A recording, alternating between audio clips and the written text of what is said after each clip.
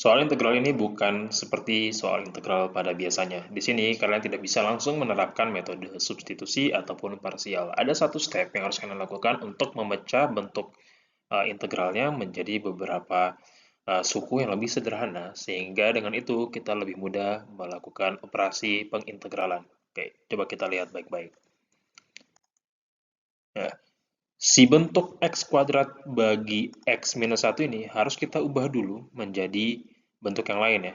Ya, jadi seperti pembagian pada biasanya, ketika kita membagi dua buah angka, maka kita bisa peroleh dua hal. Pertama, sisa bagi, yang mungkin saja sisa baginya adalah suatu angka tertentu, atau saja bisa jadi sisa baginya itu 0. Ya, ini berlaku buat bilangan-bilangan berkelipatan ya, misalkan 4 bagi 2, itu kan hasilnya 2, nggak ada sisanya kan. Tapi 5 bagi 3 itu sisanya 2. Ya, hasil baginya 1. Dan juga ya, tentu saja kita juga bisa mendapatkan hasil bagi di sini.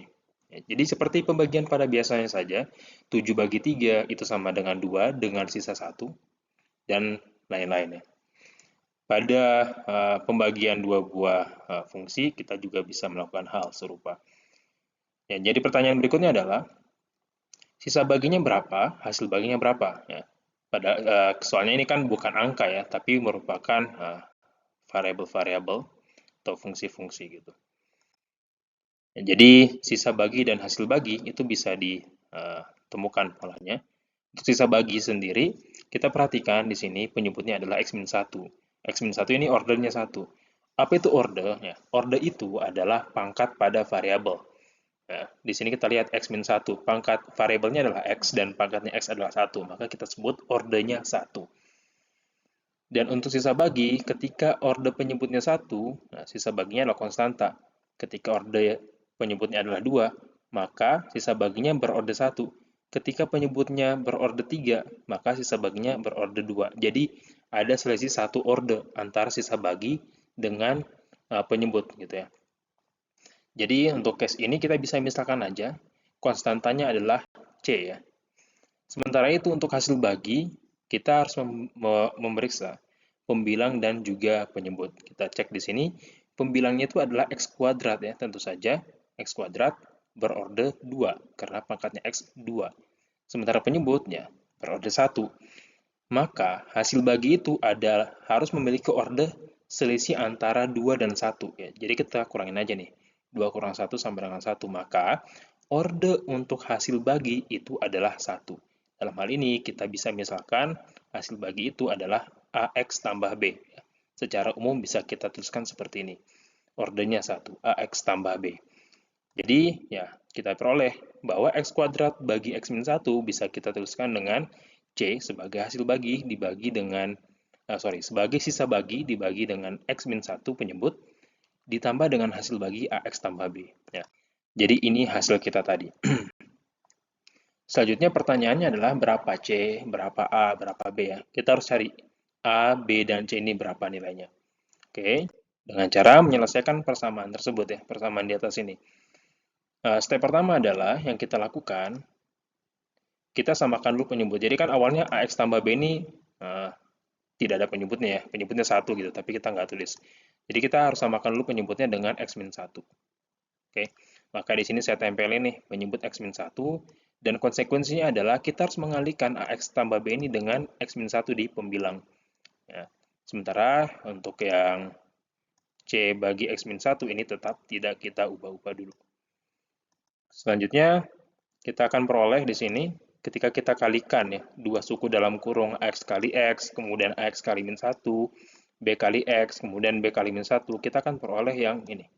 AX kuadrat kurang AX tambah BX kurang 1.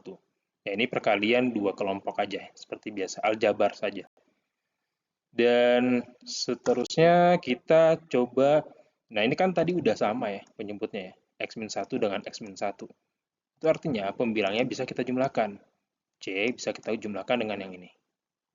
Ya, menjumlahkan basically kita ya menyatukan aja ya mereka. AX kuadrat menjadi 1 di sini, kemudian yang tadinya minus AX tambah BX itu bisa kita kelompokkan menjadi minus A tambah B dikali dengan X. Sementara itu minus 1 bisa kita dekatkan dengan C. Makanya di sini tulisnya minus 1 tambah C. Oke. penyebutnya tetap X-1. Nah, jadi ini hasil kita tadi. X kuadrat bagi X-1 sama dengan AX kuadrat tambah minus A tambah BX tambah minus 1 tambah C bagi X-1. Tentu saja ruas kiri harus sama dengan ruas kanan ya.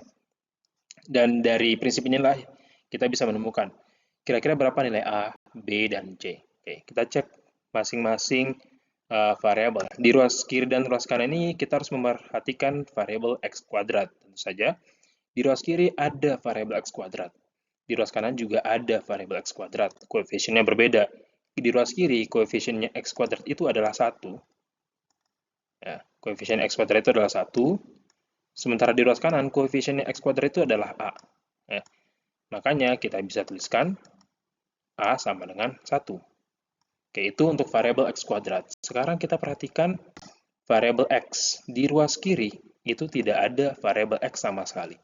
Hanya adalah variabel X kuadrat, bukan X pangkat 1, X kuadrat. Sementara di ruas kanan, ada variabel X dengan koefisien minus A tambah B. Ya, jadi bisa kita tuliskan bahwa di ruas kiri itu 0, variabel X nggak ada, di ruas kanan koefisiennya minus A tambah B, maka 0 sama dengan minus A tambah B. Artinya apa? Ya, artinya B itu sama dengan A.